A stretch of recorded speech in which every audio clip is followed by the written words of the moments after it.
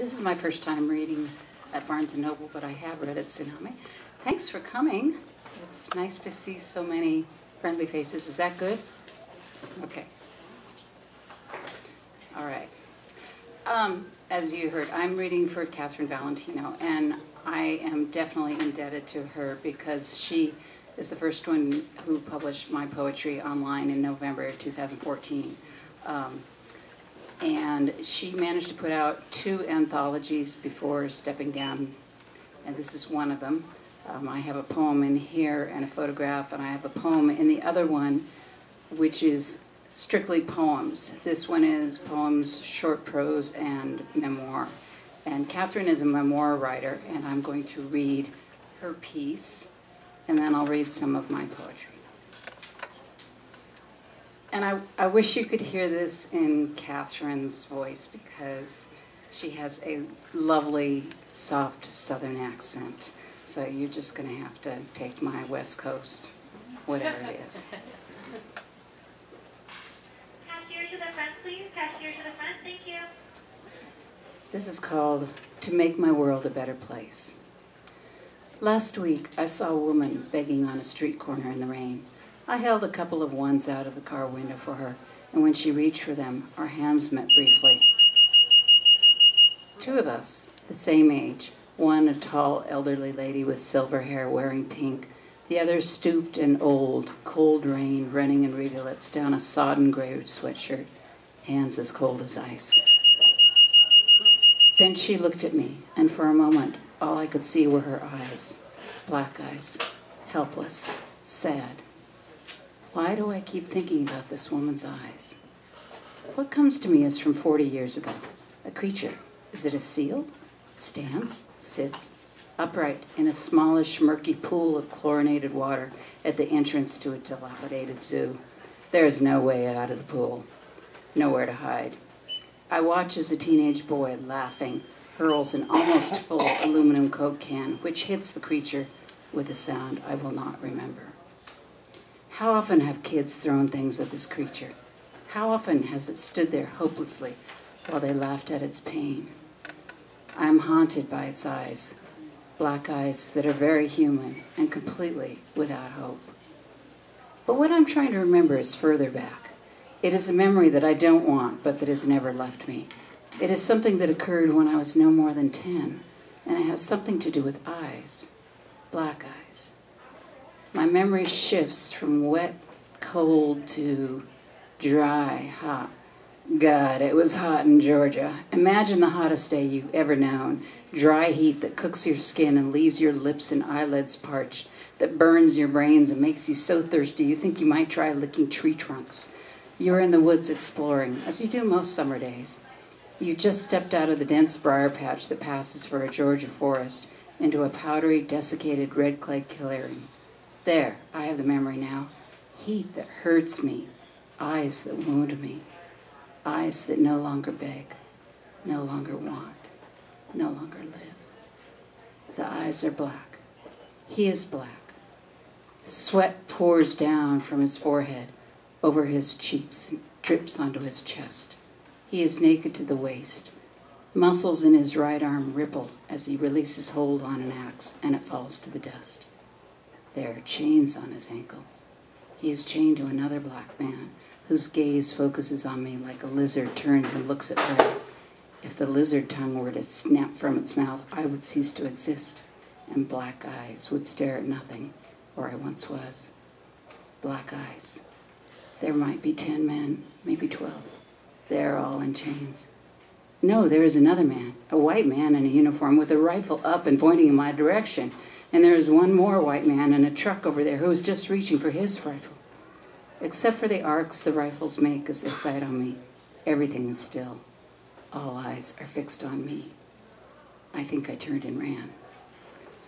By the time I got home, I had thought about what I'd witnessed and decided those men needed my help. After a long drink of ice water, I announced to my mother that I needed to empty her ice trays so I could have enough cold water to take to all those men. Men? What men? Queried my mother. I told her about those black eyes and the sweat and the chains and ended with, They're thirsty, Mom. Chains, said my mother. I told her all about the chains and the rifles, too, and again said, "They're really thirsty, Mom." "Rifles," she said. Then, "No, you are not going back there." "No, but Mom, they're really, really thirsty." Can you imagine me blundering into that clearing with a pail of water and a cup and some man with dead black eyes grabbing me? He would use me as a shield in a desperate attempt to escape that horror.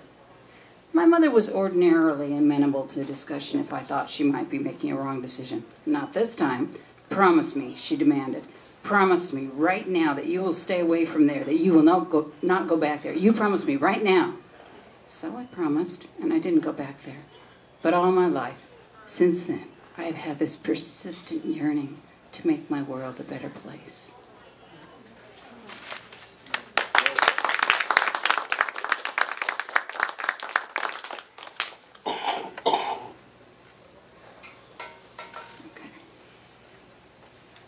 Okay. I'm going to read some of my poetry.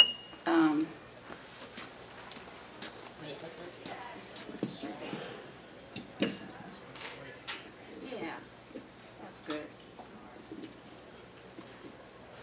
Great. Can you hear me now? Is it good? Yeah. Okay. Okay. Thank you. That's better. I wrote this poem on Tuesday. This is how my day started out. It's called Emotional Stew.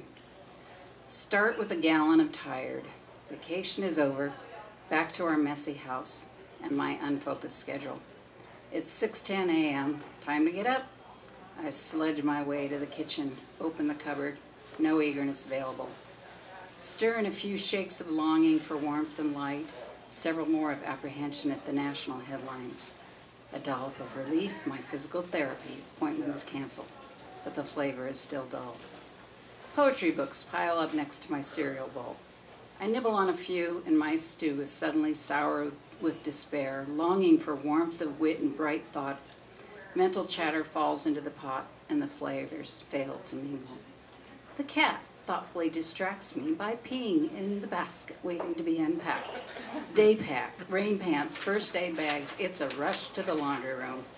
Horror and disgust further darken the mix.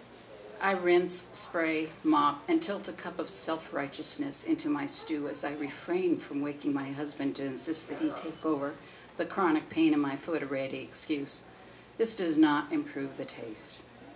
Half an hour later, I close the laundry door and limp to the table where a dozen jewelry projects wait, winking, tempting me to ignore the day's dutiful agenda.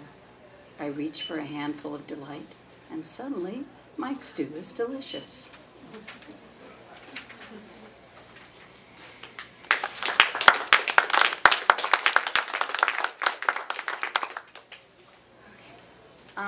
Something I and many other people suffer from is bipolar disorder. Mine is called treatment resistant, which simply means that I've gone through a bunch of treatments and they haven't worked. But and when I'm depressed, I cannot write, I cannot read, nothing. But I wrote this one a few months in December, a few months after I came out of another depression. It's called Winter Desert. No forecast was made of this one, no warning issued, just a falling into despair. It's back. One day, life is good.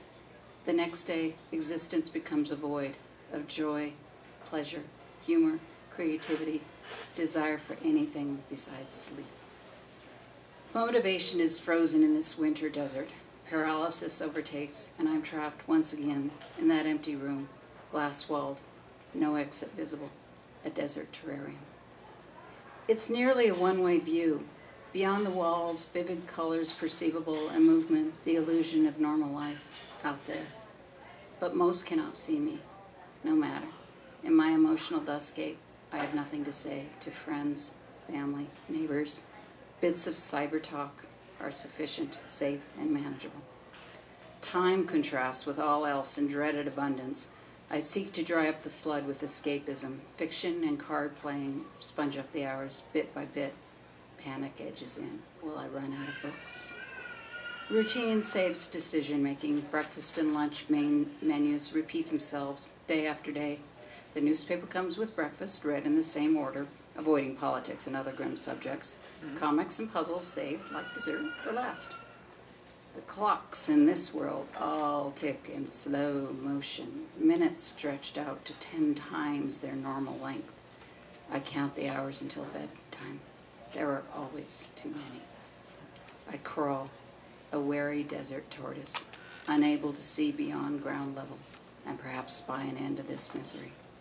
Retreating into my shell to avoid contact with anyone besides my psychiatrist and my husband, holding steady at my side, my only human companion. No prediction exists for spring, although the doctor assures me that it will arrive. I wait in the frozen dust for rebirth.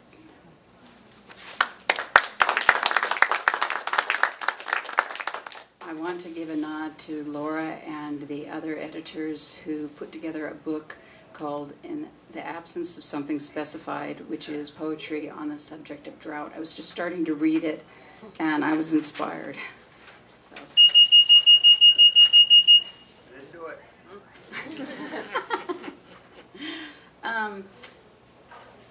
This is a poem that Catherine was going to publish online in the fall, and then came the election, so she rightly decided that we needed a space for reaction poems, and this one had to wait.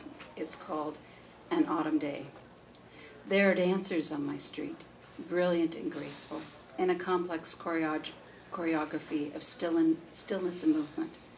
Yellow leaves play, swirling flocks rising and falling beneath the trees, scarlet and green, smoky purple, amber and orange. The colors fill my eyes and swell my heart. I delight in the wind. Out of the city, the colors gentle down to a woven mixture of dark and misty greens, fields opening to the woods, and the road curves ahead of me. In a short space of city-filled time, I have forgotten the subtle beauty of countryside in rain. Tiny bits of magenta catch at me from the roadside, wild asters defying the muting effect of the passing days. In a beautiful house, high on the hillside, I gaze outward and feel the peace within.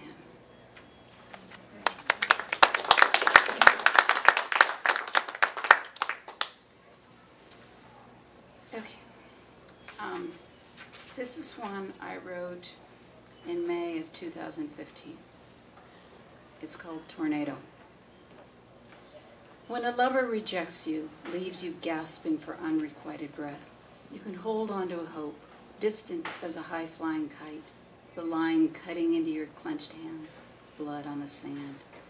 You can, with an effort beyond what you are capable of at first, let go. Let the kite disappear into the sky, fall onto the marked sand, and weep.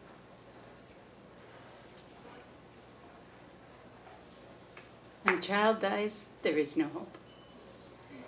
The tornado takes you then, spinning you up, tossing you up, then down, hurling you onto a broken ground, eerily lit by thunderstruck clouds, reflecting the weakened sun. Catch your breath, let your eyes become used to the alien landscape, and you can start to move on until the tornado spins you out again and again, raging, careless of mortal bodies. Catch your breath again, try to stand, dizzy, spun and tossed out, the celestial washing machine having cleansed you of your past life. Wait then. Wait until the tornado itself is weakened. Wait until the storm moves past you. And you can then move past your former life. It is all that is left to you. It is all that is possible. Walk that darkened road. Stumble, walk again on broken and screaming legs. Someday, you will heal. The scars remain, a map of your grieving history. There is a new map of your future life, your life after his death. Read it and take your steps.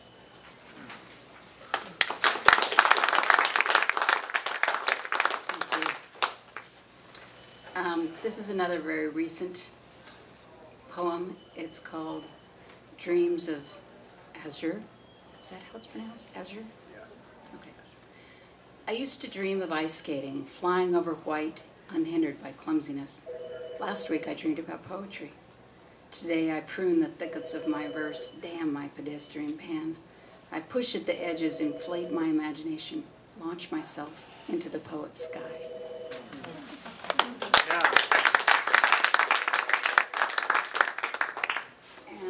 And do any of you remember the comic News?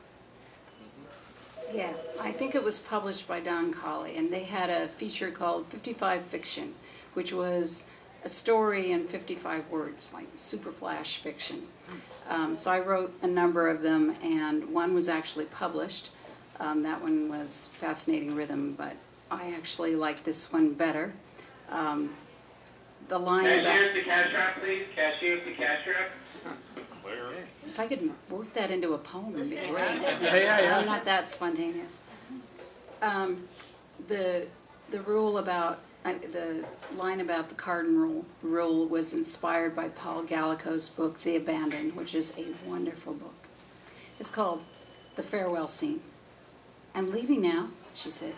I stared at her, willing her discomfort. She reached a hand towards me. I ignored it. But I watched her drive away. Dusty leaves swirled behind the car, and a hole inside me slowly grew to the size of an empty house. The cardinal rule, when in doubt, wash. I lifted a paw and began.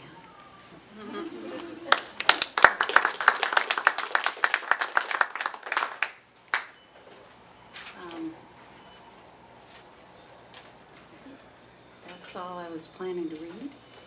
So, thank you very much.